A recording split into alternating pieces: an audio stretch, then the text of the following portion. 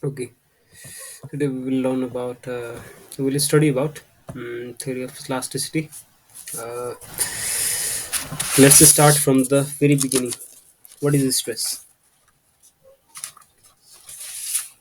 What is stress?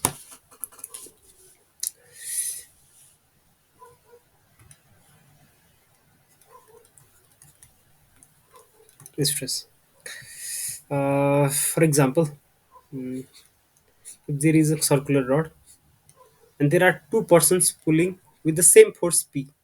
I am here pulling with force P and you are there pulling with force P. We will remain static, but we will be exerting force, and this bar will go deformation, but it will held intact. It will resist to, to completely disintegrate by a certain force,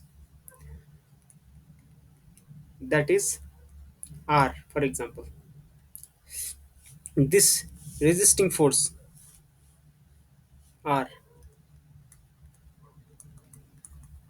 resisting force per unit cross section area, is known as stress. This R is equals to force P. In terms of quantification, there is a sign sigma, which is R upon A, or simply P upon A. The unit of stress is pascals or newtons per meter square. There are different kinds of stress in that are acting on any body.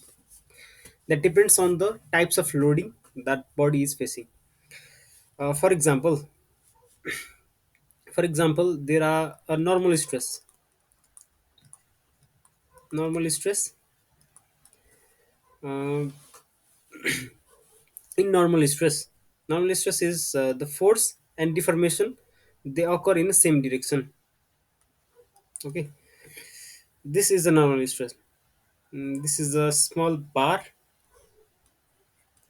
uh, force P here, force P there, and it elongates. This is a normal tensile stress. If I tend to compress it, it will be normal compressive stress. There is another kind of stress that is acting if there is this kind of load acting on the body. That is, if the bar is fixed at the one end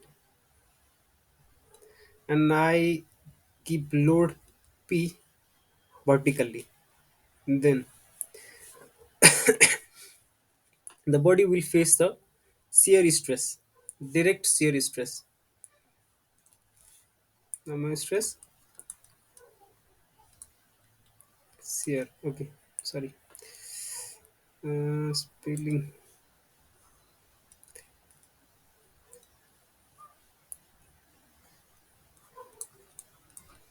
Shear stress. This is denoted by tau, and I've talked about direct shear stress. And if this is a 2D body, there is a 3D body. Okay, for example, this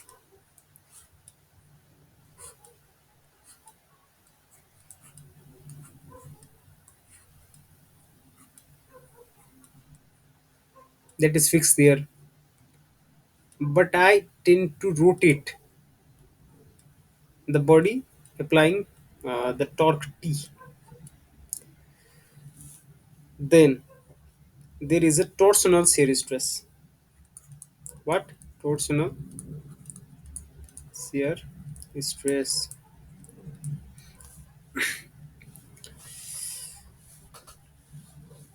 Torsional shear stress is denoted by tau, and if t is the torque, and I've talked about this rectangular cross section, but if there is a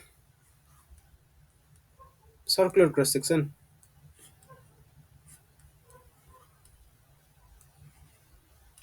this center line would not undergo the twist action at all, because of its geometrical position. So the length of the outer area from this center line is denoted by if r, and j is uh,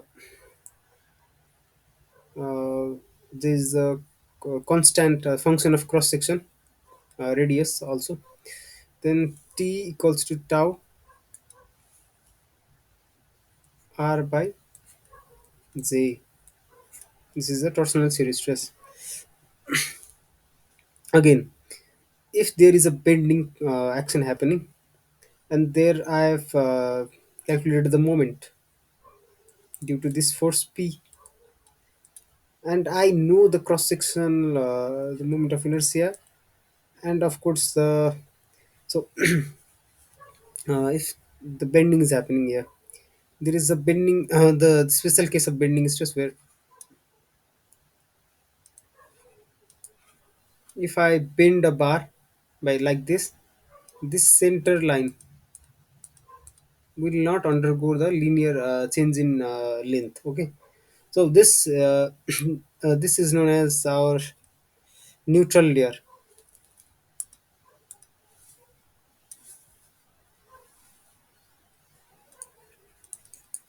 Neutral layer, and outer layer A, inner layer B. Outer layer will undergo tension, or tensile. uh, Inner layer will undergo compression.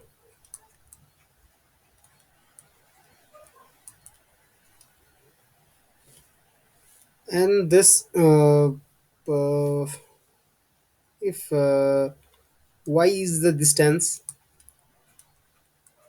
from neutral layer to the outer layer and inner layer, our our bending stress sigma A or sigma B, the value will be same if they lie if the neutral layer lie at the middle.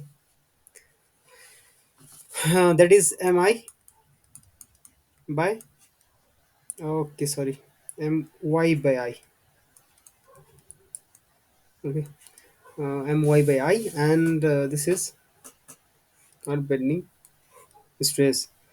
But since it undergoes tension, sigma A will be positive and sigma B will be negative in sign, for the indication that they undergo tension and compression. So I think this is all about stress, uh, and we will talk about strain in the next session. Thank you, guys.